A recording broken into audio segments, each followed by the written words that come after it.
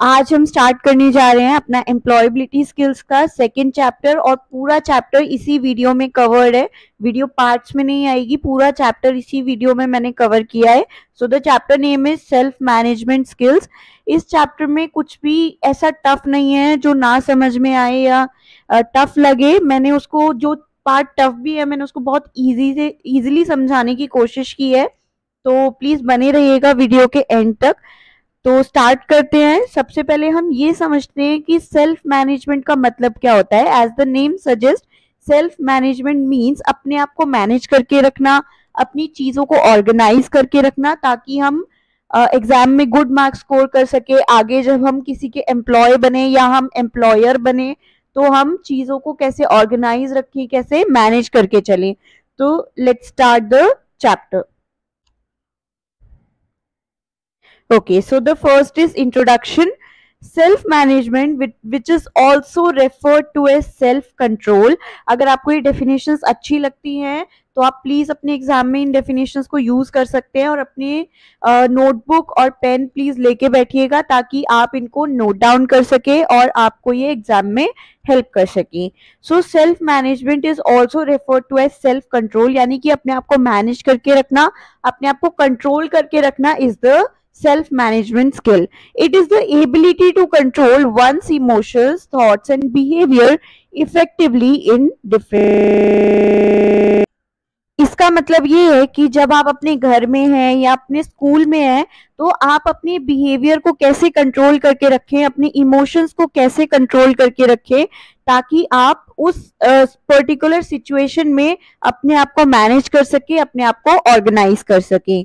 Self management means being able to control emotions, thoughts and actions in different situations. Because ये बहुत जरूरी होता है। अगर हम किसी से बात कर रहे हैं, हमने कम्युनिकेशन स्किल्स में भी ये समझा था, किसी से बात कर रहे हैं या हम किसी सिचुएशन में, हम एक स्टूडेंट हैं तो हमको अपने आप को इतना ऑर्गेनाइज रखना है, इतना इफेक्टिवली अपनी चीजों को करना है, अपने बिहेवियर को अच्छा रखना है ताकि हम खुद से भी फ्रस्ट्रेटेड ना फील करें और अपनी चीजों को, अपनी पढ़ाई को अच्छे से कर सकें। It helps a person stay calm, जैसा कि मैंने अभी बताया कि हमको अपने आप को इतना ऑर्गेनाइज रखना है, अपने इमोशंस पे कंट्रोल करना है। इसका मतलब ये नहीं है कि आप अपने इमोशंस को अपने मन में दबा लें।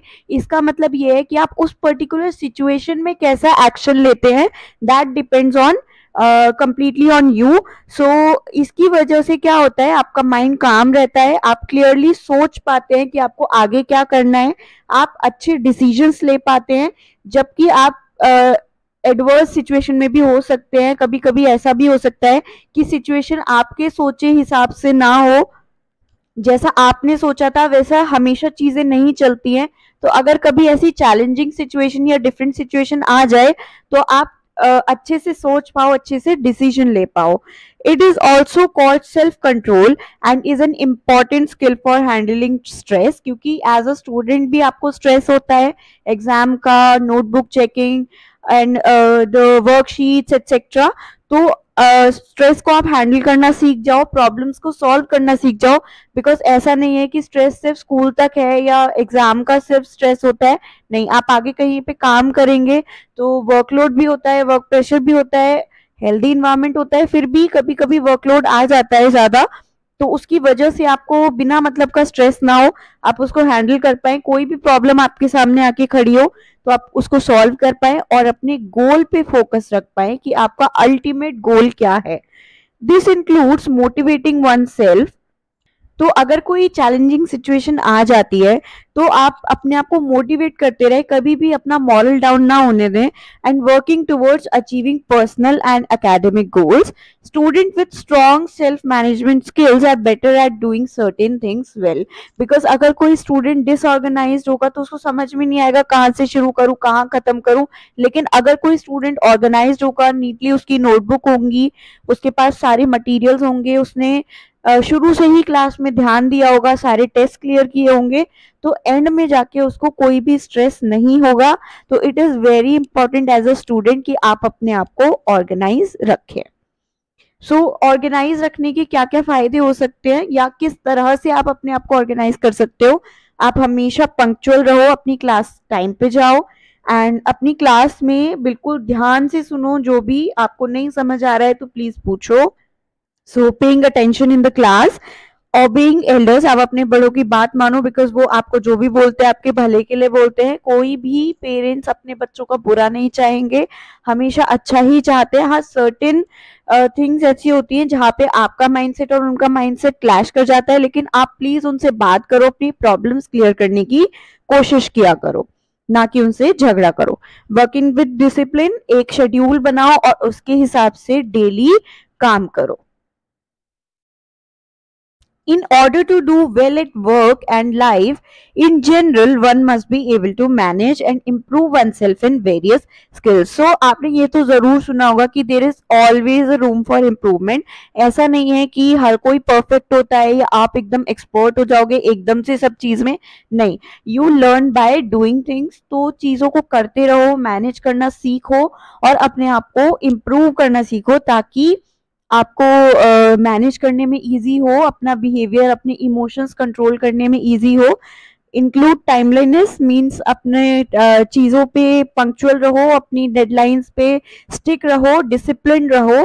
प्रॉब्लम सॉल्विंग हैबिट बनाओ, अपनी वर्क हैबिट्स को क्लियर रखो कि आज मुझे ये करना है, टू डू लिस्ट अपनी क्लियर रखो और प्रॉब्लम सॉल्विंग बिहेवियर अपनाओ कि आपको प्रॉब्लम को स्ट्रेस नहीं बनाना है, प्रॉब्लम का सोल्यूशन ढूंढना है।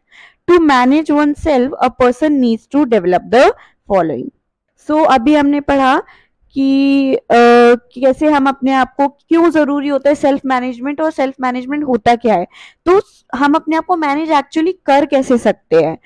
तीन तरीके, एक तो हम अपनी सोच जो है वो पॉजिटिव रखें ताकि हम किसी भी सिचुएशन में नेगेटिव इम्पैक्ट अपने माइंड पे ना पड़ने दें। To think that one can get things done and be happy for everything and accept everything, because हर चीज आपके हिसाब से नहीं हो सकती। Result orientation, to dream big and achieve the desired or set results. हमेशा अपने गोल्स क्लियर रखो, ऐसा नहीं कि आज उठ के ये सोच लिया, कल उठ के वो सोच लिया। हाँ, बहुत सारे थॉट्स चेंज होते हैं हमारे माइंड में, लेकिन जो आपका अल्टीमेट गोल है, जैसे कि अभी आप एक स्टूडेंट हो और एग्जाम क्लियर करना आपका प्रायोरिटी गोल है, तो अपने गोल पे या अपने रिजल्ट पे स्टिक रहो। Self awareness to be aware of one's personality traits and make the best out of one's strength. हर किसी में अपनी यूनिक स्किल्स होती है, यूनिक टैलेंट्स होते हैं, यूनिक इंटरेस्ट होते हैं, तो अपनी एबिलिटी पे काम करो, अपनी पर्सनालिटी पे काम करो, ना कि उस चीज पे काम करो जो दूसरे कर रहे हैं। तो इन तीन चीजों को अगर हमने सीख लिया तो हम अपने आप को बहुत अच्छे से मैनेज करना भी सीख जाएंगे। So here comes the session 1, that is motivation and positive attitude. Positive attitude क्या होता है, अपने आप को मोटिवेट कैसे कर सकते हैं और पॉजिटिव थिंकिंग को कैसे अडेप्ट कर सकते हैं, let's learn. Okay, so motivation and positive thinking gives the courage to face fears and try new things. कभी कभी ऐसा होता है कि हमारा मन होता है कोई नई चीज ट्राई करने का या कुछ नया सीखने का, लेकिन हम उस चीज के बारे में पहले से ही इतना नेगेटिव सोच लेते हैं कि हमसे तो ये होगा ही नहीं, हम तो कर ही नहीं सकते, हमारा तो मतलब हमने पहले कभी ट्राई नहीं किया। तो मोटिवेशन और पॉजिटिव थिंकिंग क्या देती है, आपको हिम्मत देती है उस फियर को फेस करने के लिए और नई नई चीजों को सीखने के लिए। Optimism, which means staying hopeful and believing in good outcomes. Optimism simply means कि आप नेगेटिव नहीं सोचते, आप पॉजिटिव सोचते हो और अपनी चीजों को अच्छे अच्छे आउटकम्स में बदलते हो। That helps in achieving your goals. It encourages hard work, build confidence and leads to success. Ultimately ये किस चीज में आपको हिम्मत देता है, हार्डवर्क करने की हिम्मत देता है, कॉन्फिडेंस आपका बिल्ड करता है, एंड अल्टीमेटली जब आप सारी चीजों को मैनेज करोगे, अच्छे से काम करोगे, हार्डवर्क करोगे, स्मार्ट वर्क करोगे, तो आप ऑब्वियसली सक्सेस को पा भी लोगे। With a positive attitude challenges become easier to handle. Otherwise क्या होता है, अगर हम नेगेटिव अप्रोच रखते हैं अपनी किसी भी थॉट के ऊपर, अगर हम नेगेटिव अप्रोच रखते हैं या किसी भी चैलेंज, किसी भी सिचुएशन की तरफ, तो हम ओवर थिंकिंग करने लग जाते हैं। और जब हम ओवर थिंकिंग करने लग जाते हैं, that leads to the thoughts जो हैं ही नहीं। हम उन चीजों को अपने मन में पहले से ही बना लेते हैं जो कि हमने कभी फेस करनी ही नहीं है आगे, जो कभी होंगी ही नहीं। हम उन चीजों के बारे में भी सोचने लगते हैं। बट अगर हमारा पॉजिटिव एटीट्यूड होता है तो चैलेंजेस हमारे लिए इजी हो जाते हैं and life feels happier and more fulfilling. अच्छा, अभी हम एक सिचुएशन लेते हैं, एक एग्जांपल से समझते हैं कि क्या है। A small business owner faces a loss in their first year. पहले ही साल में बिजनेस खोला और पहले ही साल में लॉस हो गया। तो अब हम देखते हैं कि एक पॉजिटिव एटीट्यूड का जो इंसान है वो कैसा सोचेगा और एक नेगेटिव एटीट्यूड का जो इंसान है वो कैसा सोचेगा। तो जो नेगेटिव एटीट्यूड का इंसान है वो ये सोचेगा, this loss proves that I am not for business, I should just quit now. उसने सीधा सोच लिया कि बिजनेस मेरे लिए बना ही नहीं है, मेरे को ये सब छोड़ देना चाहिए। जबकि पॉजिटिव एटीट्यूड वाले इंसान ने ये सोचा, this year was tough but I learn what didn't work, next year I'll try new strategies and improve my business। तो आप दोनों के आंसर्स में कंपेयर कर सकते हो कि किसका पॉजिटिव अप्रोच है और किसका नेगेटिव अप्रोच है। अब मैं ये नहीं कह रही कि परेशानियां आती नहीं है या चैलेंजेस आते हैं तो हमको नेचुरली टेंशन होती है। मैं ये नहीं कह रही कि स्ट्रेस नहीं होना चाहिए, स्ट्रेस होता है, लेकिन आपको उसको हैंडल करना आना चाहिए, आपको उसको मैनेज करना आना चाहिए। आप अपने दिमाग को बोलो कि नहीं ठीक है, मेरे से ये चीज इस साल शायद नहीं हो पाई, बट अगले साल मैं इम्प्रूव करूंगा जो चीजें मैंने इस साल नहीं की, और next year I will try new strategies and improve my studies और माई बिजनेस और anything else. So here you can clearly see the optimistic mindset focuses on learning and trying again, seeing the losses temporary, कि ये तो failure सीखने की मेरी चीज है, मैंने बैड एक्सपीरियंसेस लिए बट उससे सीखा। The non optimistic mindset assumes failure, पहले ही अपना नेगेटिव माइंडसेट बना लिया कि अब तो होगा ही नहीं, किसी सॉल्यूशन का कुछ सोचा ही नहीं, और इसकी वजह से क्या हुआ, उसने क्विट करने का ही सोच लिया। तो इस तरह से हमें नहीं करना है, हमें हमेशा पॉजिटिव एटीट्यूड को अपनी लाइफ में अपनाना है। So what is motivation? Motivation is derive from the word motive, जिसका कोई मोटिव होता है, जिसका कोई मकसद होता है। Motivation means having a reason, जिसका कोई मकसद होता है, जिसका कोई गोल होता है, that helps a person to take action. आपकी जो मोटिवेशन होती है वो आपको एनकरेज करती है एक्शन लेने के लिए, कि उठो, दौड़ो, भागो। It helps people stay focused on their result, sorry on their goal and work towards achieving something. तो क्या होता है, जब आपका पॉजिटिव एटीट्यूड होगा और आपके अंदर मोटिवेशन भी होगी, तो आप अपने गोल की तरफ काम कर पाएंगे, एक्शन ले पाएंगे, उसको अचीव कर पाएंगे। Motivation can come from with in a person, यानी अंदर से आ सकती है, आपकी इंट्रिंसिक मोटिवेशन हो सकती है, या आउटसाइड रिवॉर्ड्स की वजह से भी आपको मोटिवेशन हो सकती है उस पर्टिकुलर काम को करने के लिए। जैसा कि अब हम इसको थोड़ा सा ब्रेक डाउन करके समझते हैं कि ये दोनों एक दूसरे से अलग कैसे हैं। Intrinsic motivation, that means inner motivation, this happens when a person does something because they enjoy it और find it meaningful, not because of any reward. मतलब आपको अंदर से खुशी मिलती है उस काम को करने में। मान लीजिए आपको पढ़ना अच्छा लगता है, तो आपके अंदर से मोटिवेशन आएगी कि नहीं यार, मुझे पढ़ना चाहिए, मुझे पढ़ना अच्छा लगता है। तो हम इसको एक एग्जाम्पल से समझेंगे।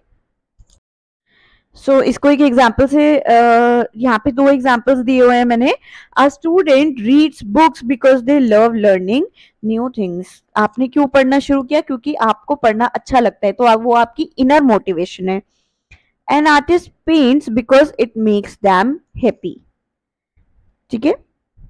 Extrinsic motivation, this happens when a person is motivated by rewards, prizes और external pressure.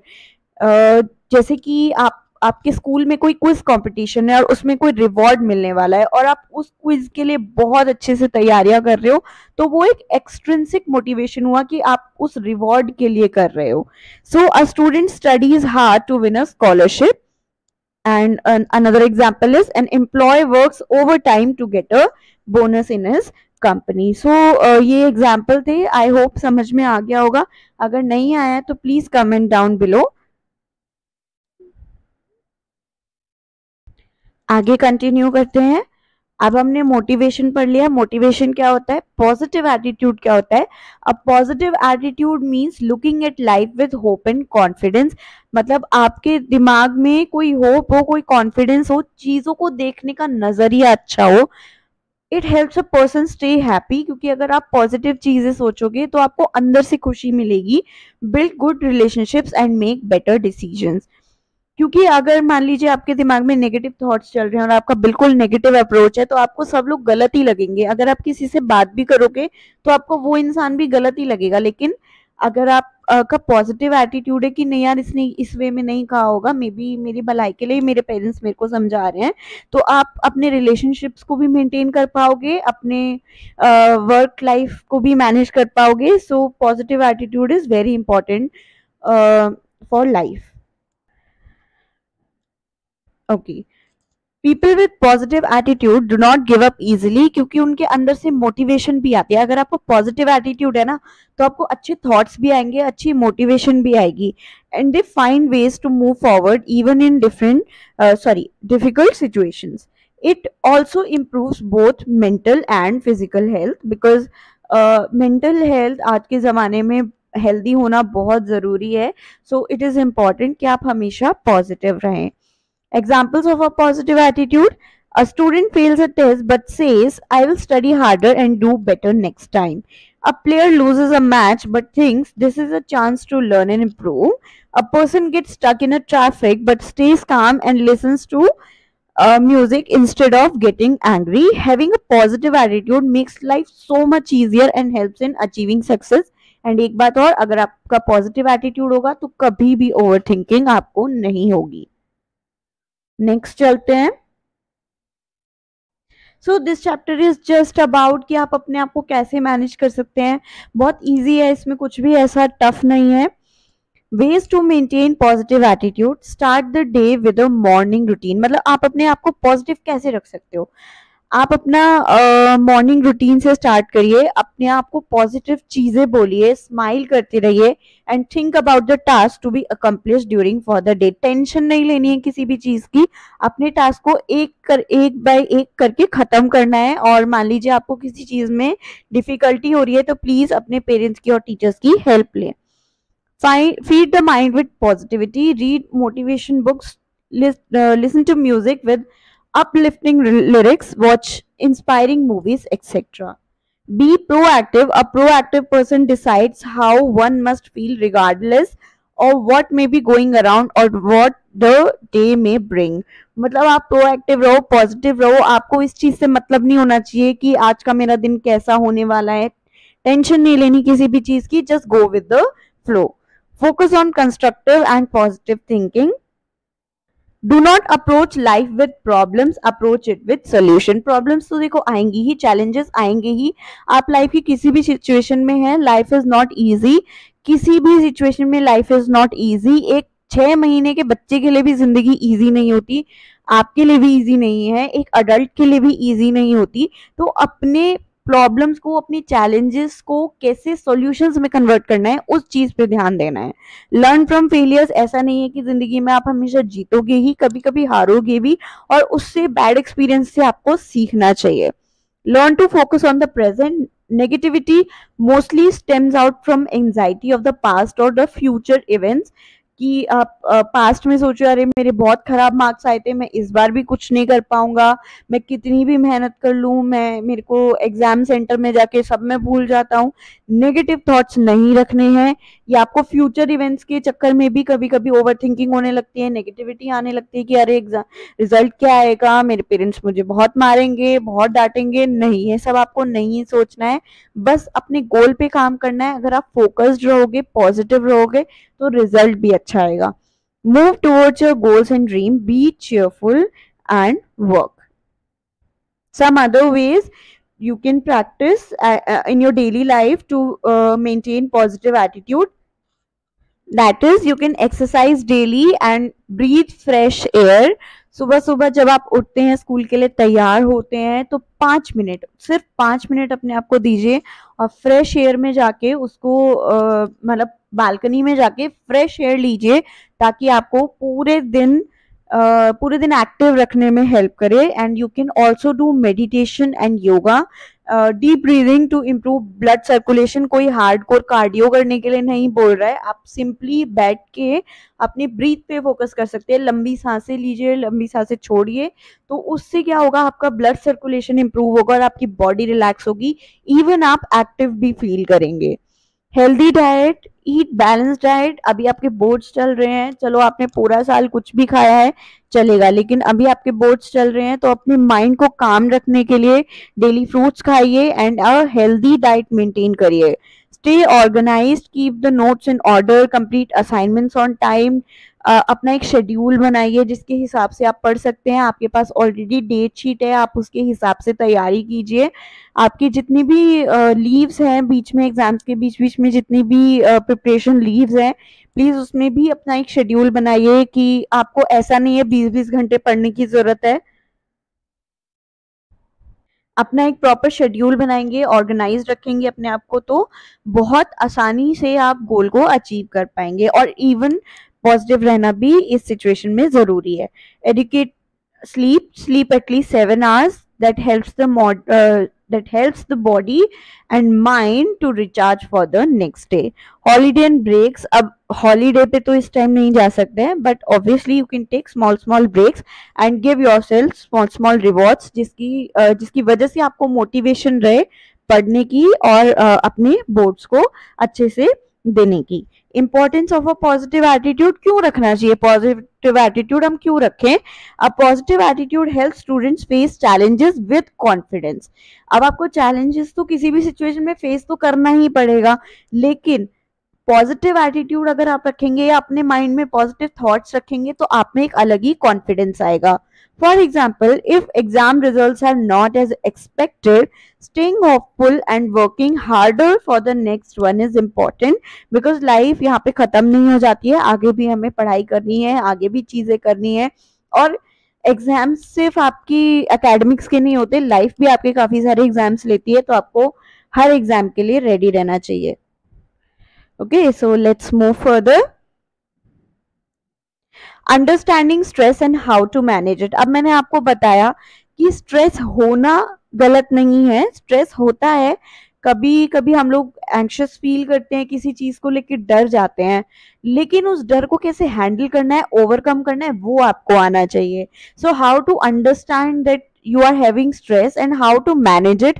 Stress is a feeling of frustration. जब भी आपको फ्रस्ट्रेशन हो रही हो, आपको किसी चीज की वरी हो रही हो, होपलेसनेस हो रही हो, आपको किसी चीज की चिंता हो रही हो, when things don't go as planned, क्योंकि जरूरी नहीं है कि हर बार जैसा आप सोचेंगे वैसा ही आपके साथ होगा.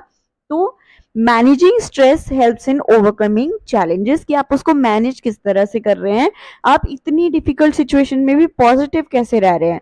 So the first point is obviously stay positive. अपने माइंड को काम रखिए, एकदम पॉजिटिव सोचिए कि नहीं ठीक है, जैसी भी सिचुएशन है फेस तो करनी है, हंस के रो के फेस करनी ही है, तो क्यों ना हंस के करी जाए. So stay positive, celebrate small wins. कोई भी छोटी विक्ट्री भी सेलिब्रेट करिए कि चलो कम से कम ये तो हुआ, अब आगे मैं काम करूंगा, मैं इम्प्रूव करूंगा उस चीज पर. Focus on the present. अपने पास्ट इवेंट्स के या फ्यूचर इवेंट्स के बारे में सोच के टेंशन नहीं लेनी है.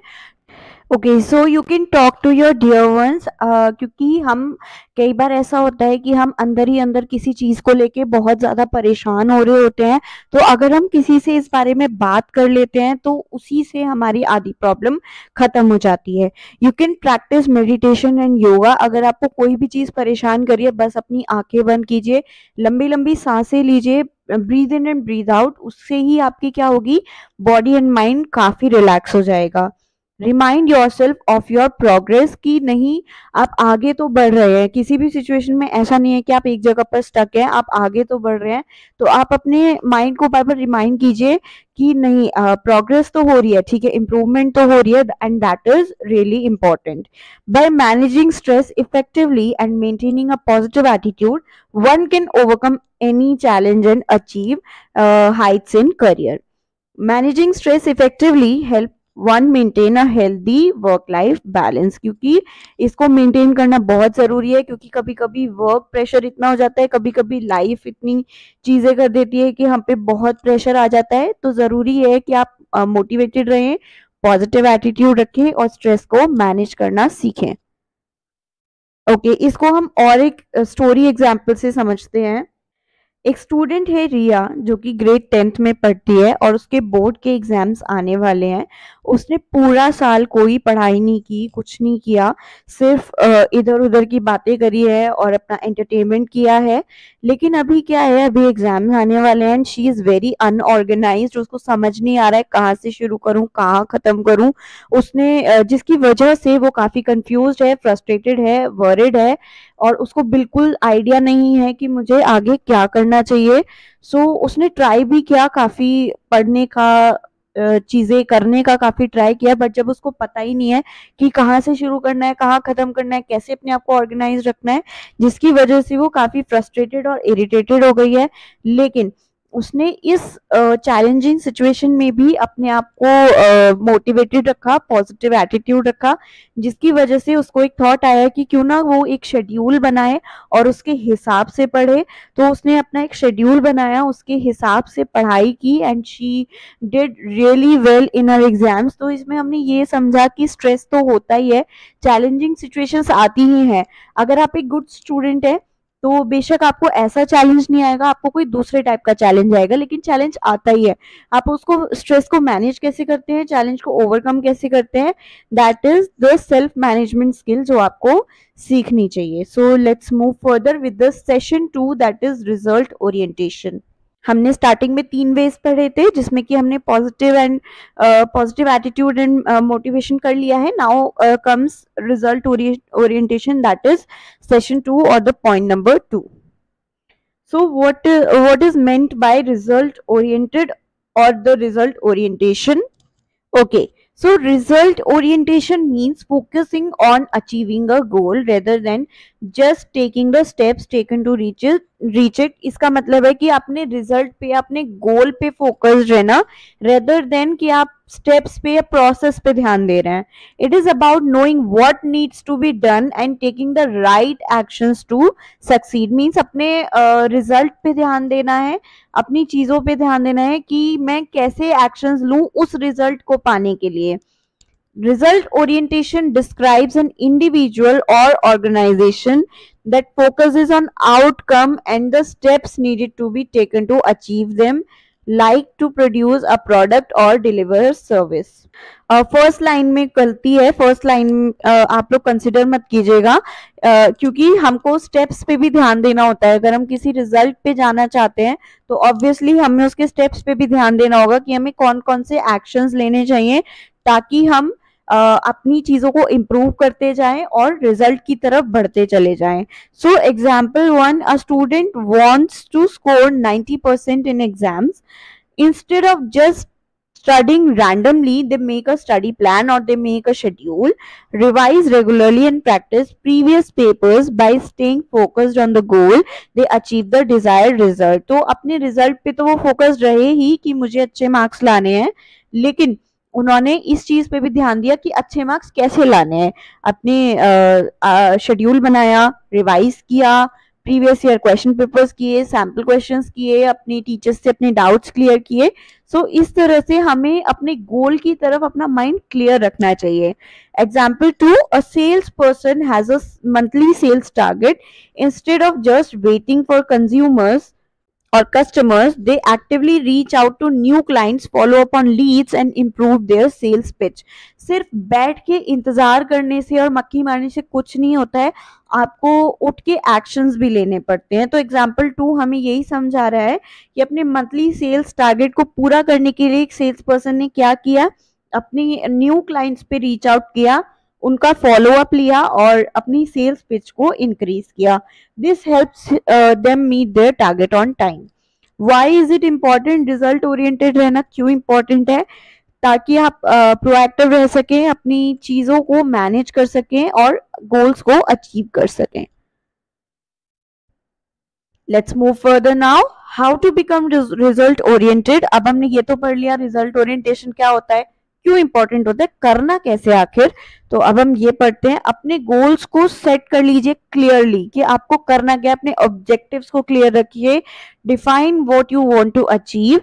Clear and specific goals helps in staying focused. Because अगर आप क्लियर ही नहीं होंगे कि आपको क्या करना है, तो आप कभी एक चीज करेंगे, कभी दो चीज करेंगे, आपको फोकस और फिर से वही बात आ जाएगी कि आप अनऑर्गेनाइज्ड हो जाएंगे.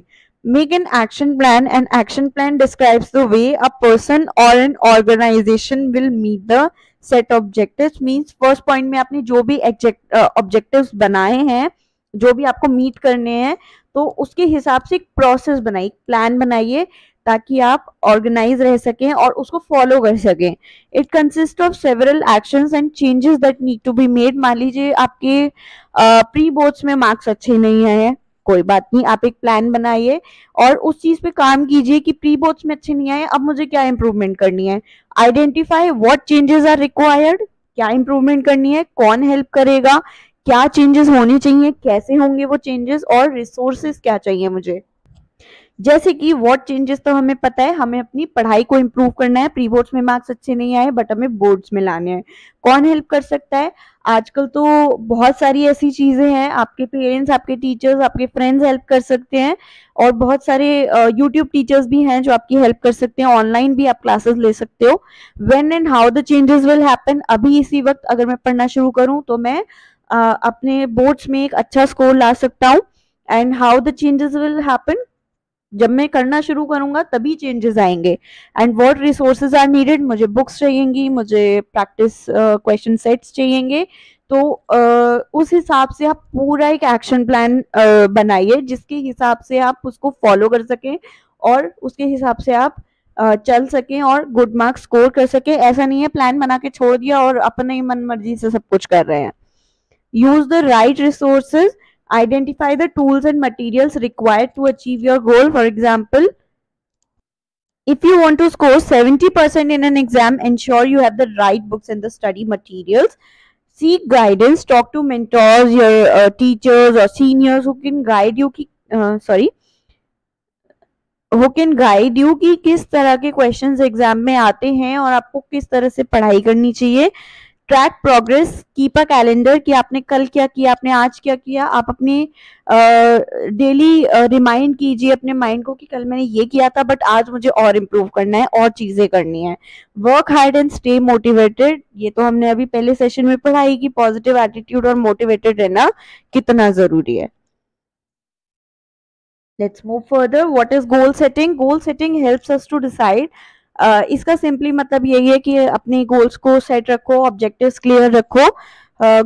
इसका क्या मदद मिलती है हमें गोल सेटिंग से. Goal setting helps us to decide what we want to achieve. हमें क्या चाहिए, हमको उस तक पहुंचना कैसे है, and how to measure it कि हमने कितना क्या कर लिया है. Setting clear goals gives us direction and motivation. So आप गोल कैसे बना सकते हैं अपना, या गोल कैसे सेट कर सकते हैं. आइडेंटिफाई. आपको क्या चाहिए. सबसे पहले तो आपको यही पता होना चाहिए कि आपको चाहिए क्या.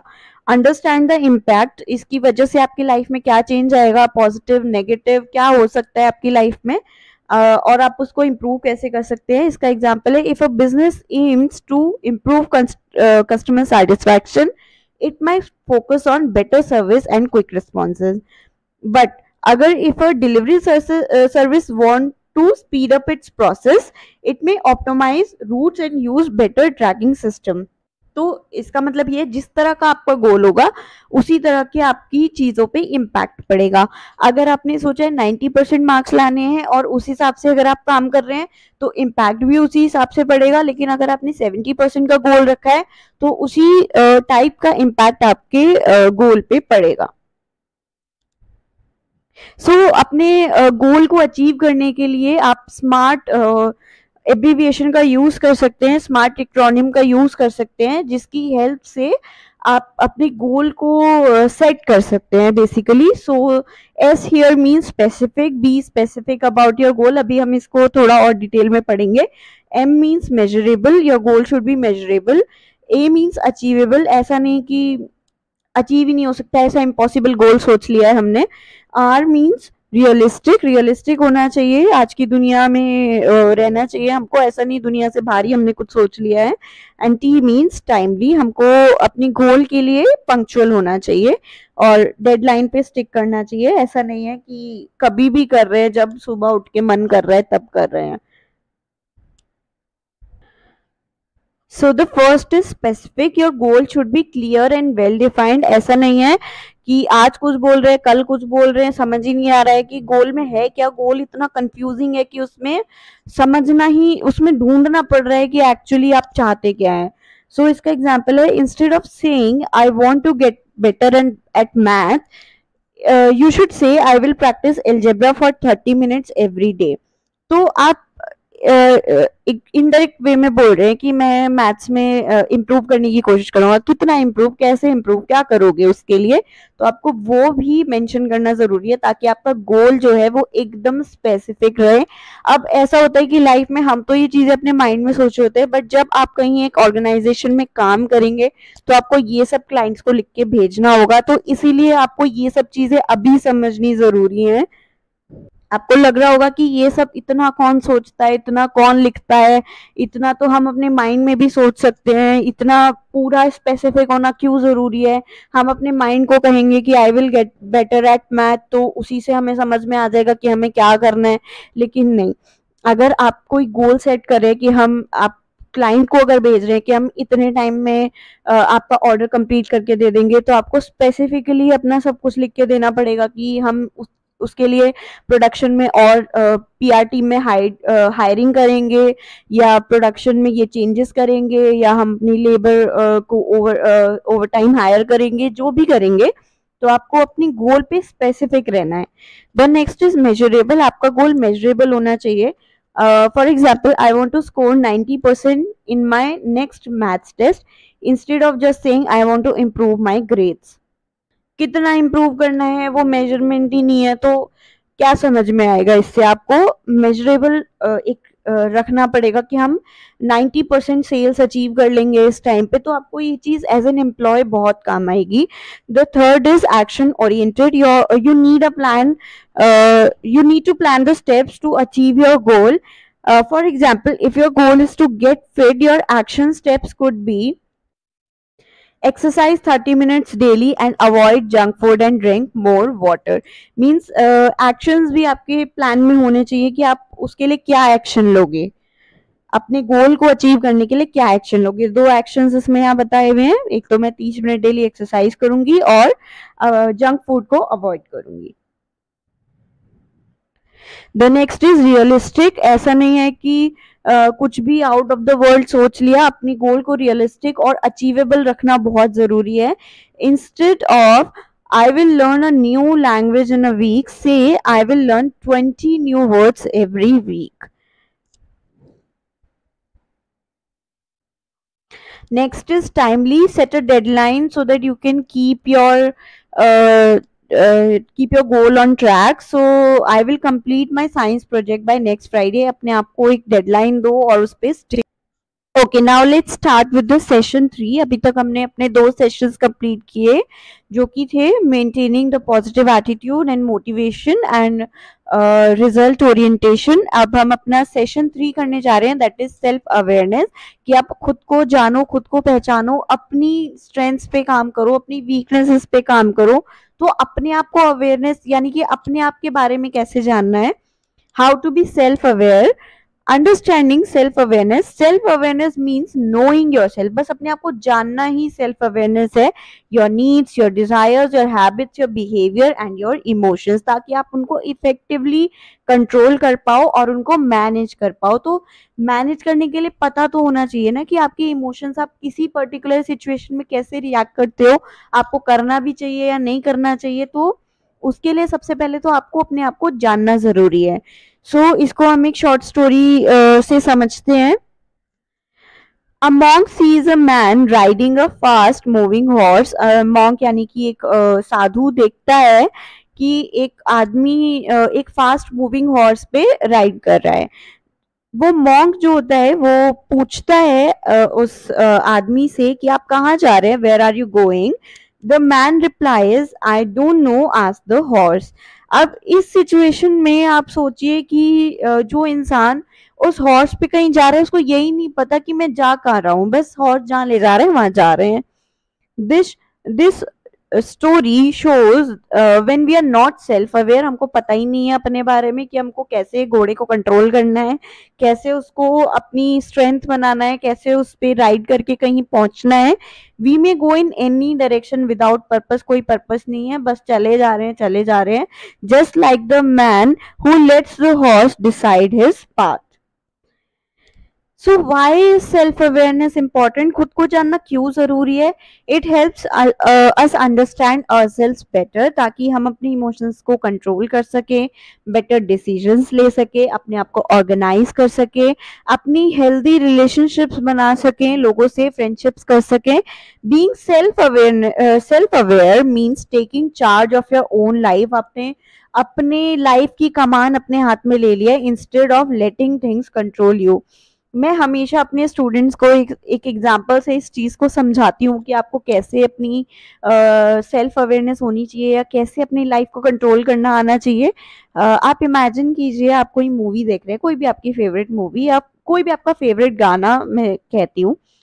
कभी आपने ऐसा नोटिस किया है कि कोई सीन चल रहा है उसमें पीछे लोग हैं, तो आपने कभी ऐसा किया है कि आपने हीरो हीरोइन को छोड़ के उस भीड़ में से पर्टिकुलर किसी इंसान को पॉइंट करके बोला हो, अरे ये पर्टिकुलर इंसान बहुत अच्छा लग रहा है? नहीं ना, बिकॉज आप वही देखते हो जो डायरेक्टर आपको दिखाना चाहता है ना। आप हमेशा वही देखते हो, आप हमेशा आपकी नजर हमेशा एक्ट्रेस पे या एक्टर पे क्यों रहती है?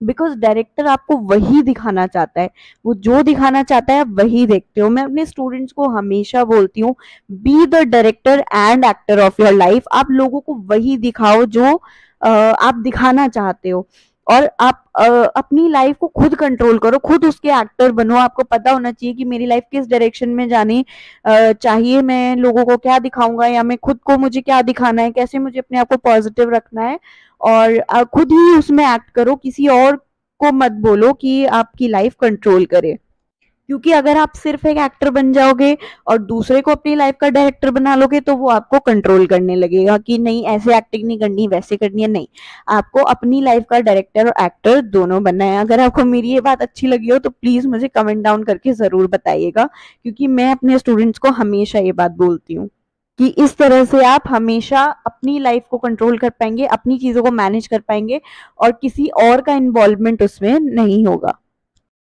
Okay, so let's move further now. Steps toward self awareness, कैसे हम लोग सेल्फ अवेयर बन सकते हैं, कैसे हम अपने आप को जान सकते हैं। Recognising your emotions, this means understanding your emotions helps you to manage them better, ताकि आपको पता चले कि आप शॉर्ट टेम्पर्ड हो, आपको जल्दी गुस्सा आता है तो क्या करना है, आपको एंगर मैनेजमेंट करना है, क्योंकि आपने समझ लिया कि आप शॉर्ट टेम्पर हो तभी आप उसको मैनेज कर सकते हो। The first step to self awareness is understanding your emotions. Pay attention how you feel in different situation. आप ऐसा भी हो सकता है कि आप कभी कभी बहुत काम रहते हो, लोग आपका यूज करने लगते हैं, तो नहीं, आपको उस चीज में अपने आप को स्टैंड आउट करना है, अपने लिए खड़ा होना है, तो अपने लिए स्टैंड लेना है। तो आपको पता होना चाहिए कि आप किस सिचुएशन में कैसे रिएक्ट करते हो। Example, if you feel angry when someone disagrees with you, ask yourself why am I feeling this way. सबका पर्सपेक्टिव अलग हो सकता है, it's okay. So you should ask yourself before behaving. Tracking your feelings or habits regularly, identifying the cause that help you find solutions. ऐसा नहीं है कि problems को बस आपने समझ लिया कि अच्छा ये प्रॉब्लम है, बैठ गए, उसके बाद सोल्यूशन भी तो ढूंढना है ना इसका। Make it a habit to observe and note your feelings throughout the day. You can keep a journal or take a moment to reflect on your emotions. इसका सबसे अच्छा तरीका है meditation. Track what triggers your stress. Is it a lack of preparation or fear of failure? अगर आप exam से पहले बहुत ज़्यादा स्ट्रेस फील कर रहे हैं, तो आप उस चीज़ को पहचानिए, अपने इमोशन को पहचानिए कि एक्चुअली में मुझे स्ट्रेस हो क्यों रहा है। मार्क्स कम आने की जो है वो स्ट्रेस हो रही है, या फिर मैंने प्रिपरेशन नहीं करी उस चीज़ का स्ट्रेस हो रहा है कि मैं वहाँ पे क्या आंसर लिखूंगा। तो आप उस चीज़ पे वर्क कीजिए। Moving further, applying self awareness in other aspects. This helps you find ways to improve your productivity. Once you understand your emotions, expand this awareness to the other aspects of life, such as your thoughts, your relationships, your etc. Everything that is related to your life. If you notice that you always delay your task, ask yourself why. क्यों आप procrastinate कर जाते हैं, अपने task को delay कर जाते हैं, अपनी चीजों को कल पे टालते रहते हैं। May be you feel overwhelmed और अनश्योर वेयर टू स्टार्ट। सो अपने आप को जानना, अपने इमोशंस को समझना ताकि हम उस पर एक्शन ले सके, is the self awareness. Personality. What is personality? It is a combination of thoughts, feelings and behavior that makes you unique. आपकी behavior, आपके thoughts, आपकी feelings आपको unique बनाते हैं, because no two persons are similar. Everyone is unique in their own way. किसी का nature बहुत अच्छा होता है, किसी की बातें बहुत अच्छी होती हैं। तो आपकी थॉट्स, आपकी फीलिंग, आपका बिहेवियर अपनी तरफ और दूसरों की तरफ आपको यूनिक बनाता है। It influences how a person interact with others and react to different situations. तो आपकी पर्सनैलिटी ही इन्फ्लुएंस करती है, यानी कि आपका इनर जो चीजें हैं, जो आपकी थॉट्स है, बिहेवियर है, वो ही इन्फ्लुएंस करते हैं कि आप दूसरों के लिए कैसे होंगे और सिचुएशंस में कैसे रिएक्ट करेंगे। Some people are friendly and love socializing while other prefer quiet time alone. तो कोई introvert होता है, कोई extrovert होता है. Both personalities are unique and valuable in their own way. ऐसा नहीं है कि कोई पर्सनालिटी बुरी होती है, कोई अच्छी होती है, नहीं। Every personality is unique in their own वे। कभी कभी एक्सट्रोवर्ट्स बहुत अच्छा कर जाते हैं, कभी कभी इंट्रोवर्ट्स भी बहुत अच्छा कर जाते हैं अपनी लाइफ में। So everyone is unique in their own way and we should learn to embrace ourselves. So what are some personality traits or characteristics? Personality traits are long lasting behaviors जो आपके अंदर होते ही हैं, and habits that make a person different from others. ऐसी चीजें या ऐसे characteristics जो आपको दूसरों से अलग बनाते हैं, वो personality traits कहलाते हैं। Some common personality characteristics और traits include हार्ड वर्किंग, कि आप हार्ड वर्किंग हैं, आप अपने गोल्स पे स्टिक रहते हैं, आप उनके लिए एक्शंस लेते हैं। आप काइंड हैं, आप केयरिंग हैं, आप दूसरों का दुख नहीं देख सकते, आप हमेशा दूसरों की हेल्प करते हैं। आप कॉन्फिडेंट रहते हैं अपनी चीजों में, कोई भी चीज होती है आप उसके लिए स्टैंड लेते हैं, ऐसा नहीं कि चुप होके बैठ जाते हैं। ऑनेस्ट रहते हैं, हमेशा अपनी चीजों पे कायम रहते हैं। पर्सनालिटी डेवलपमेंट, अब ऐसा नहीं है कि अगर आपका बिहेवियर किसी चीज में, मान लीजिए किसी चीज में गलत है, आप शॉर्ट टेम्पर्ड है मान लीजिए, तो ऐसा नहीं है कि आप उसको ओवर टाइम डेवलप नहीं, उसको चेंज नहीं कर सकते, उसको इम्प्रूव नहीं कर सकते। Yes, you can do it. आप ओवर टाइम अपनी पर्सनालिटी को डेवलप भी कर सकते हैं, जैसे जैसे हम स्किल को इम्प्रूव कर सकते हैं, अपनी पर्सनालिटी को भी इम्प्रूव कर सकते हैं। अगर हम में कुछ गलत है या मान लीजिए कुछ इम्प्रूव करने की जरूरत है, तो वो भी हम ओवर टाइम कर सकते हैं, पर कैसे? टेम्परामेंट, सम ट्रेट्स लाइक बीइंग काम और energetic can be inborn.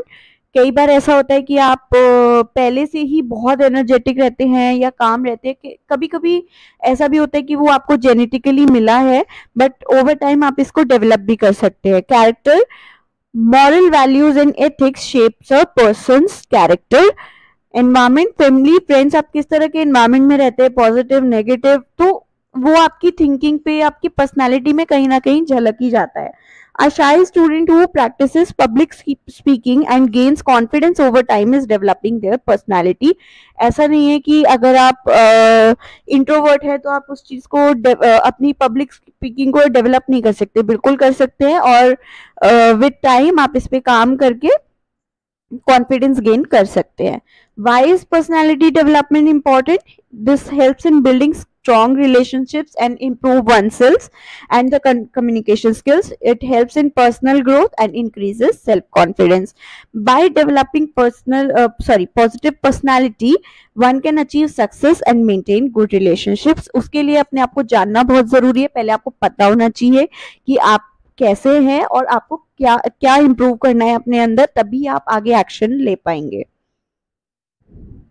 The five factor model describes five main traits that shape a person's personality. तो जैसे कि हमने वो स्मार्ट एक्रोनिम पढ़ा था, ऐसे ही फाइव फैक्टर मॉडल है जो कि आपको हेल्प करता है कि आप डिस्क्राइब करें और अपनी पर्सनालिटी को शेप कर पाएं. Openness. People with high openness are curious, creative and love to try new things. They enjoy learning, exploring and thinking outside the box. Book में ये चीज़ें बहुत बहुत टफ लैंग्वेज में लिखी हुई हैं, बट यहाँ पे मैंने बहुत इजी करके लिखने की कोशिश करी है. सो आई होप आपको ये समझने में हेल्प करेगी. People with high openness means जो ऐसे लोग होते हैं जो खुले दिल वाले होते हैं. वो क्या होते हैं, वो हमेशा क्यूरियस होते हैं चीज़ों को जानने के लिए, क्रिएटिव होते हैं और नई नई चीज़ें करते रहते हैं क्योंकि उनको किसी चीज़ से डर नहीं लगता. They are open to everything. They enjoy learning, they explore and they think outside the box. For example, a person who loves traveling to new places, tasting different foods and learning new skills has high openness. Next is consciousness. A conscious person is well organized, hardworking and responsible. वो अपनी हर चीज़ के बारे में conscious रहते हैं कि मैं organised हूँ और मैं अपनी हर चीज़ को संभाल के रखूंगा. तो ऐसे लोग बहुत ही रिस्पॉन्सिबल भी होते हैं. They complete their task on time क्योंकि उनके माइंड में कंटिन्यूसली चलता रहता है कि अभी मुझे ये करना है, अभी आगे मुझे ये करना है. वो माइंड में अपना पूरा प्लान लेके चलते हैं and they think before making decisions. Example, a student who plans there study schedule, जैसा कि मैंने अभी बताया, लोग पहले से ही सब कुछ प्लान करके रखते हैं. completes homework before the deadline and takes the care of his or her family responsibility is the consciousness personality. Next is extroversion. These personalities are extroverts. They like to build relationships. They like to go out. They are very energetic. They love to conversate, make new friends and being the center of attention. A person who easily starts conversation, जो किसी नए से मिलके भी एकदम comfort कर देता है उसको कि अरे hi, how are you, who are you, क्या करते हैं आप, एक बात शुरू कर ले, तो उसको एक्सट्रोवर्जन पर्सनालिटी हम कह सकते हैं. Agreeableness. People with high agreeableness are kind, caring and cooperative. ऐसे लोग दूसरों के बारे में सोचते हैं, दूसरों का दुख नहीं देख सकते, बहुत काइंड होते हैं, हेल्प करते हैं हमेशा दूसरों की, अपने बारे में सोचने से पहले दूसरों के बारे में सोचते हैं. A person or a friend who listens to your problem, help you in tough times, is always kind to others, shows high agreeableness. Next is neuroticism. People with high neuroticism often feel worried, stressed और emotional. ऐसे लोग बहुत ज़्यादा stress रहते हैं, हर चीज़ को लेके चिंता करते हैं. They may doubt themselves. वो अपने आप पे ही डाउट करने लगते हैं, बहुत ओवर थिंकिंग करते हैं and feel nervous in social situations. कहीं भी सोशल गैदरिंग हो, कुछ भी हो, तो वो एक कोने में जाके बैठ जाते हैं. A person who gets very nervous before exams, overthink to small problems or avoids meeting new people may have high neuroticism. So हमने 5 personality traits पढ़े. First one was openness, consciousness. So आप इनके यहाँ पे मैंने keywords लिख दिए, उससे आप पहचान सकते हैं कि ये particular personality कैसी है. Openness being open minded, consciousness being responsible and disciplined, हर चीज के लिए conscious रहते हैं. Extroversion being social and talkative, agreeableness being kind and caring or helpful, and neuroticism being anxious or moody. So I hope ये छोटे keywords आपको at least याद रखने में हेल्प करेंगे आपके एग्जाम में, ताकि आप इनको फिर कीवर्ड्स को लेके ही अगर आप आंसर्स लिख देंगे तो भी आपको मार्क्स मिलेंगे, पूरे चांसेस है. कॉमन पर्सनालिटी डिसऑर्डर्स, अब मैंने जैसे कि पहले बताया हर किसी की पर्सनालिटी अलग होती है और कभी कभी ऐसा होता है किसी की पर्सनालिटी में कुछ वीक पॉइंट हो सकता है, बट ऐसा नहीं है कि उस वीक पॉइंट को इम्प्रूव नहीं किया जा सकता।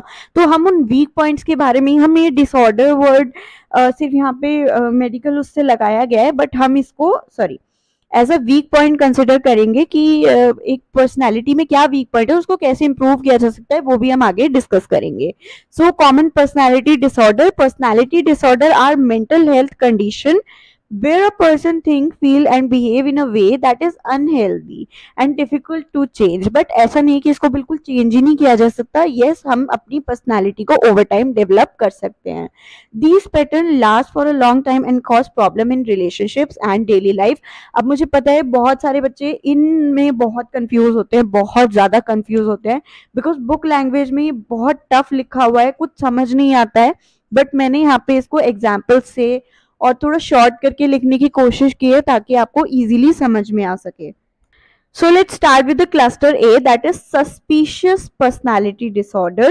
People in this group often mistrust others, means वो हमेशा दूसरों को सस्पेक्ट करते हैं, हमेशा सस्पिशियस रहते हैं कि इसको ना मेरे साथ कुछ गलती करना होगा, हमेशा अपने माइंड में कुछ कुछ सोचते रहेंगे, जिसकी वजह से वो सस्पिशियस बिहेव करते हैं अनयूजुअल वे में।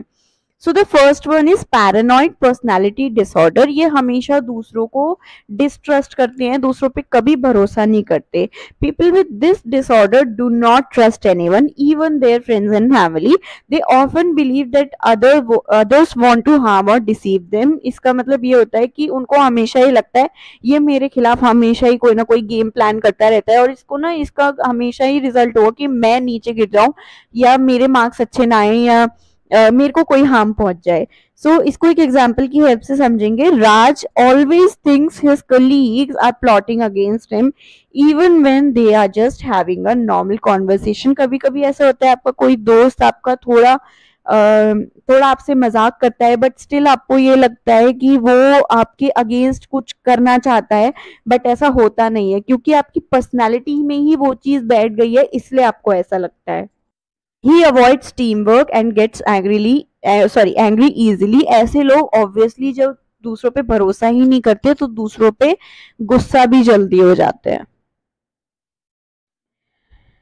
Next is schizoid personality disorder. These personality disorder prefers to be alone, क्योंकि उनको लगता है कि वही ठीक है, वो अवॉइड करते हैं किसी के भी साथ रहना। A person with schizoid personality disorder avoid social interactions and prefer being alone. They show little interest in making friends and do not express emotions easily, क्योंकि उनको ऐसा लगता है कि मैं अपनी जगह ठीक हूँ, कोई दूसरा तो हमेशा मुझे गलत ही समझेगा।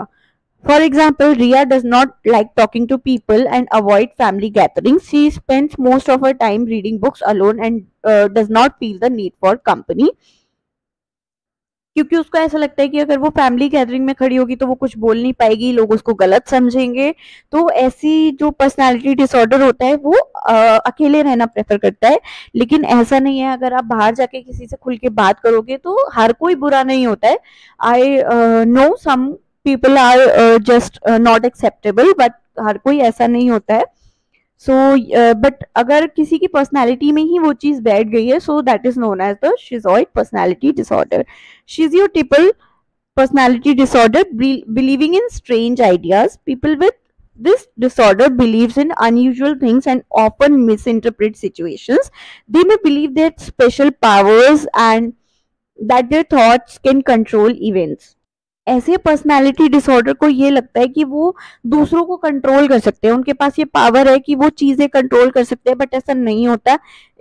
कभी कभी इन चीजों की वजह से, इन बिहेवियर्स की वजह से वो हमेशा एक मजाक बन के रह जाते हैं। For example, Aman believes that he can control the weather with his thoughts. When it rains after he wishes for it, he thinks he made it happen। कभी कभी कोइंसिडेंस भी हो सकता है, किसी चीज के बारे में सोचो और वो हो जाए, आपको लगता है कि आप उस चीज को कंट्रोल कर रहे हो, बट नहीं, ऐसा नेचुरली भी कभी कभी हो जाता है। he avoids socializing because he feels others do not understand him। अब हम ना ऐसा है कि बहुत सारे स्टूडेंट्स इन चीज़ों में बहुत कंफ्यूज हो जाते हैं। क्लस्टर्स भी 3-3 हैं और उसके अंदर भी पर्सनालिटी डिसऑर्डर्स हैं, तो स्टूडेंट्स बहुत कंफ्यूज हो जाते हैं। तो मैंने यहाँ पे कुछ स्टोरी क्वेश्चंस आपके लिए रखे हैं, बेसिकली रिडल्स रखी है, जिससे कि आपको ये याद करने में बहुत हेल्प होगी। तो हम स्टार्ट करते हैं फर्स्ट स्टोरी से। A middle-aged woman is sitting in her living room, nervously glancing at her maid who has been working for 2 years. Despite having CCTV cameras in her home, she follows the maid everywhere, constantly checking her movements कि वो क्या कर रही है, किस time पे काम कर रही है, नहीं कर रही है, fearing she might steal something। मतलब उसने अपने माइंड में ही डर बना लिया है कि ये कुछ ना कुछ मेरे घर में गड़बड़ करेगी। Her face looks tense and suspicious while the maid looks uncomfortable. So please मुझे बताइए कि इस पर्सनालिटी डिसऑर्डर को हम क्या कहेंगे? Okay, yes. तो इस पर्सनालिटी डिसऑर्डर को हम कहेंगे पैरानॉइड पर्सनालिटी डिसऑर्डर। जो हमेशा दूसरों को डिस्ट्रस्ट करते हैं, दूसरों पे भरोसा नहीं करते हैं, उन लोगों को पैरानॉइड पर्सनालिटी डिसऑर्डर होता है। नेक्स्ट स्टोरी पे चलते हैं। A man is sitting alone in a cafe reading a book while completely ignoring the people around him. He doesn't make eye contact or engage in conversations क्योंकि उसको अकेले रहना ही पसंद है, and his expression remains blank क्योंकि उसको समझ ही नहीं है कि लोगों से कैसे interact करना होता है. A group of friends is sitting at a nearby table laughing and chatting, but he shows no interest in joining them. तो ऐसी पर्सनालिटी को हम लोग शिजॉइड पर्सनालिटी डिसऑर्डर बोलते हैं, जो दूसरों से इंटरैक्ट करने में कोई इंटरेस्ट ही नहीं रखता। Next story. A man in an old cluttered room wearing odd mismatched clothes staring at a crystal ball, literally a crystal ball. The walls are covered in strange symbols and he appears deep in thought, convinced that his thoughts can control the world around him. ऐसे लोग को क्या बोलते हैं हम लोग? Schizotypal personality disorder. I hope ये stories ने आपको काफी हेल्प किया होगा ये तीनों पर्सनालिटी डिसऑर्डर्स को समझने में, डिफरेंशिएट करने में और याद करने में। अगर इसके बाद भी आपको कोई डाउट होता है तो आप कमेंट डाउन करके मुझसे पूछ सकते हैं। Let's move further to cluster B, that is emotional and impulsive personality disorders. People with these personality disorders struggle with controlling their emotions and actions. वो कंट्रोल नहीं कर पाते खुद को, बहुत जल्दी डिसीजन ले लेते हैं, बहुत गुस्सा हो जाते हैं जल्दी। This can lead to unstable relationship, क्योंकि जब आप दूसरों की बात समझोगे नहीं, सिर्फ अपनी बातों पे अड़े रहोगे, तो ऑब्वियसली फ्रस्ट्रेटेड, इरिटेटेड रहोगे और दूसरों से लड़ाई झगड़ा करोगे। Sudden mood swings and impulsive decisions. तो ऐसे पर्सनालिटी डिसऑर्डर्स कौन कौन से होते हैं? First one is anti social personality disorder, breaking rules and not caring about others. Means अपने ही चीजों पे चलना और दूसरों की फिक्र ही नहीं है कि दूसरा मेरी चीजों से हर्ट हो रहा है। People with this disorder do not respect rules or other people feeling. They may lie, steal or act aggressively without even feeling guilty. So इसका एग्जाम्पल है, Rohan often gets into fight at school, steal from classmates and lies to teachers because कोई भी अपनी गलती तो मानता नहीं है, ऐसे लोग अपनी गलती नहीं मानते, and he does not feel sorry for his behavior. Borderline personality disorder, extreme mood swings and fear of abandonment. People with this disorder struggle with self-worth, get angry और sad easily. वो अपने आप पे ही डाउट करने लगते हैं, जिसकी वजह से उनके सडन मूड चेंजेस होते हैं, and fear being left alone. They may harm themselves or threaten suicide during stressful situation. अगर उनके सामने कोई बहुत स्ट्रेसफुल सिचुएशन आ जाती है तो वो उससे लड़ने की बजाय उससे पीछे हटना ज्यादा आसान समझते हैं। इसका एग्जाम्पल अगर हम देखें तो Ananya gets extremely upset when her best friend talks to someone else. अब ये कोई बहुत बड़ी बात तो है नहीं कि उसकी बेस्ट फ्रेंड किसी और से बात कर ले तो वो इतनी ज्यादा ओवरवेल्म्ड हो जाती है कि नहीं, मैं ही हूं जो हूं। So this is the borderline personality disorder, जो सिर्फ एक ही हद तक सोच सकती है, उससे आगे सोच ही नहीं सकती। So she is definitely not open minded. Next is Histrionic personality disorder. These personality people are seeking attention in dramatic ways. कुछ लोग ऐसे होते हैं जो बहुत ड्रामा करके किसी भी गैदरिंग में बहुत ड्रामा करके सिर्फ अटेंशन लेने के लिए अनयूजुअल चीजें करते हैं. People with this disorder always want to be the center of attention. They act overly emotional or dramatic to gain approval from others. For example, Meera wears flashy clothes and speaks loudly to grab attention जिसकी कोई जरूरत भी नहीं है. She feels ignored and becomes upset when not noticed. Narcissistic personality disorder. This means this personality is feeling superior and lacking empathy. People with this disorder believe that they are better than others. वो हमेशा यही believe करते हैं कि मेरे आगे तो कुछ हो ही नहीं सकता, कोई कुछ कर ही नहीं सकता, and they expect special treatment for that. They exaggerate their achievements and do not care about other people's feelings. For example, Arjun constantly talks about his achievements and looks down on others. आप ठीक है अपने आप को praise करो लेकिन इतना भी नहीं कि आप दूसरों को अपने सामने गिराने लगो. When his friend gets an award, he feels jealous and says, I deserved it more. हम स्टोरीज से स्टार्ट करते हैं. A young man in a hoodie is walking down the street with a stolen wallet in his pocket. He looks indifferent and unfazed by what he has done. उसको उस चीज का कोई वो भी नहीं है, मलाल भी नहीं है कि मैंने ये क्यों कर दिया या मेरे को इससे नहीं करना चाहिए. Behind him, a store owner is angrily pointing at a security camera footage showing the theft he has done. The man shows no guilt. उसको कोई गिल्ट नहीं है कि मैंने ये चीज गलत की है, किसी का मैंने वॉलेट चुरा लिया है, and continues walking as if nothing happened. तो ऐसी पर्सनालिटी को हम एंटी सोशल पर्सनालिटी डिसऑर्डर कहते हैं, जो दूसरों के बारे में सोचते ही नहीं है. Next is a teenage boy sitting on his bed looking upset after getting low marks in his exam. He angrily throws his notebooks and starts yelling at his parents and pushes away his friends who try to comfort him. His emotions shift rapidly from frustration to sadness and he feels worthless. ऐसी personality को हम borderline personality disorder कहेंगे क्योंकि वो बस एक ही हद तक सोच सकते हैं, वो उससे आगे किसी और चीज की परवाह ही नहीं करते. Next is a young woman at a party is dramatically telling a story, waving her hands and making exaggerated facial expressions. She constantly seeks attention, interrupting other जो दूसरे लोग बात कर रहे हैं उनको इंटरप्ट कर रही हैं. If someone ignores her, she suddenly becomes emotional and upset और बहुत ड्रामा करने लगती है. तो ऐसे पर्सनालिटी डिसऑर्डर को हम लोग बोलेंगे histrionic personality disorder. Next is a businessman in a luxury office. He is talking loudly about his achievements. किसी और की सुन ही नहीं रहा है. Ignoring his team members' opinions, he believed he is the smartest in the room and often dismisses others' ideas. वो दूसरे लोगों को look down कर रहा है. When a colleague point out a mistake in his work, he gets defensive, offensive and refuses to accept it. So ऐसी personality को हम लोग narcissistic personality disorder बोलते हैं.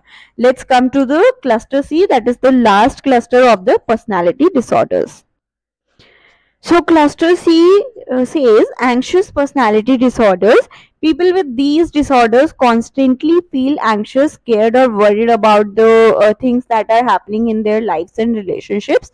So the first one is avoidant personality disorder. Fear of rejection and avoiding people. People with this disorder feel that they are not good enough to fit in the group or the society, so they start avoiding social situations because they fear criticism or embarrassment. वो इसलिए दूसरों से बात नहीं करते क्योंकि उनको embarrassment feel होती है और कई बार उनको क्रिटिसिज्म भी फेस करना पड़ता है अपनी स्टूपिड बातों की वजह से, बट ऐसा उन्हें लगता है, ऐसा होता नहीं है. Example, Ramesh avoids getting to parties because he thinks people will laugh at him. Even when invited by close friends, he makes excuses to stay at home. Next one is dependent personality disorder. Relying too much on others. ये बहुत ज़्यादा दूसरों पे depend होते हैं अपने हर काम के लिए. People with this disorder lakhs confidence, उनको ये लगता है कि मुझसे कोई काम अच्छा हो ही नहीं सकता, दूसरा मेरा काम ज्यादा अच्छा करेगा, तो वो दूसरों पे डिपेंड हो जाते हैं। दे fear being alone and heavily depend on others for support. जैसा कि मैंने भी आपको पहले भी समझाया, be the director and actor of your own life. ऐसा कभी नहीं करना चाहिए कि आप दूसरों पे डिपेंड हो जाएं, बिकॉज कभी कभी कोई आपकी इस वीकनेस का फायदा भी उठा सकता है। सो इसका हम एग्जाम्पल देखते हैं। Priya can not decide anything on her own, whether it is choosing what to wear or which job to take, she asks her parents or friends to decide for her। वो कुछ भी खुद डिसाइड नहीं कर सकती, even what to wear she asks her parents। Next is obsessive compulsive personality disorder. ऐसे लोग क्या होते हैं, रूल्स को कुछ ज्यादा ही ओबे कर लेते हैं। People with this disorder obsess over rules, details and perfection. उनको हर काम में परफेक्शन चाहिए होती है। They focus so much on making things perfect that they may ignore relationships and daily activities. मतलब वो इतने ज्यादा रिजिड हो जाते हैं अपने रूल्स के साथ कि वो उसमें कुछ भी फ्लेक्सिबिलिटी रखते ही नहीं है कि ऐसा भी तो होना चाहिए ना, कभी कभी आपको ब्रेक भी लेना चाहिए अपनी डेली लाइफ से। तो ऐसा नहीं कि आप रोज पढ़े जा रहे, आपको ब्रेक भी लेना चाहिए, जिसकी वजह से क्या होता है, कुछ लोगों के रिलेशनशिप्स खराब हो जाते हैं। Rahul spent hours arranging his books in perfect order. If something is out of place, he gets anxious and cannot focus on anything else. उसको उसी वक्त उस चीज को ठीक करना होता है। So these were some personality disorders for cluster C। इसकी stories देख लेते हैं हम। A young woman is invited to a social gathering but sits in a corner looking nervous. She avoids eye contact and keeps checking her phone to avoid talking to people. Even when someone approaches her, she hesitates and fearing that they might judge or reject her। ऐसे लोगों को हम लोग avoidant personality disorder बोलते हैं। हमने इससे पहले भी पढ़ी थी एक, उसमें कंफ्यूज नहीं होना, क्योंकि वो लोग इंटरेस्टेड नहीं होते हैं, ये इंटरेस्टेड होते हैं बट इनको फियर होता है हर चीज का। Next is a grown man in a shopping mall with his mother refusing to make any decisions on his own. He constantly looks to her for approval। वो उस पे अपनी मम्मी पे बिल्कुल डिपेंड है कि मुझे क्या लेना चाहिए, क्या मुझे पहनना चाहिए, उसको खुद से कुछ डिसाइड करना नहीं है। So this personality disorder is dependent personality disorder. इसको तो आप बहुत आसानी से पहचान लेंगे।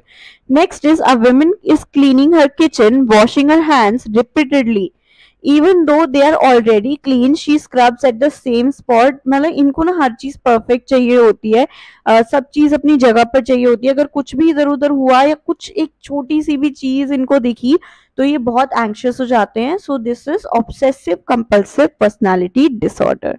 अब जैसा कि मैंने आपको बताया कि ऐसा नहीं है कि हम अपनी इन खामियों को या वीकनेस को बदल नहीं सकते। यस, हम इनको बिल्कुल चेंज कर सकते हैं, इम्प्रूव कर सकते हैं ओवर टाइम। तो कैसे इनको ओवरकम करना है वो देख लेते हैं। So talk to someone, most often it helps to share your feelings. कई बार ऐसा होता है कि आपको अपनी गलती रियलाइज नहीं होती, बट आप दूसरों से बात करेंगे, अपनी फीलिंग्स को शेयर करेंगे तो आप बिल्कुल उस चीज पे काम कर सकते हैं। Look after your physical health, a healthy body can help you maintain a healthy mind. अगर आपका बॉडी और माइंड रिलैक्स होगा तो आप दूसरों पे गुस्सा भी नहीं करेंगे।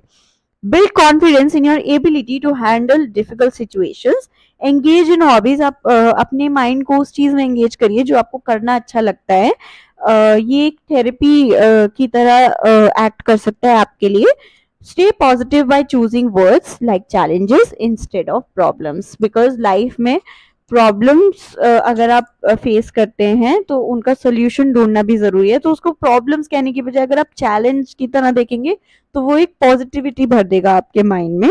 इसी तरह से आप फेलियर्स को अगर बैड एक्सपीरियंसेस कहना शुरू करेंगे तो शायद आपको उस पर काम करने के लिए मोटिवेशन मिलेगी। सो दिस इज इट, हमने पूरा चैप्टर कर लिया है। अगर आपको कोई भी प्रॉब्लम है इस चैप्टर में तो आप प्लीज कमेंट डाउन कर सकते हैं। And yes, the question answer PDF is in the description. Thank you so much for watching my channel creative area.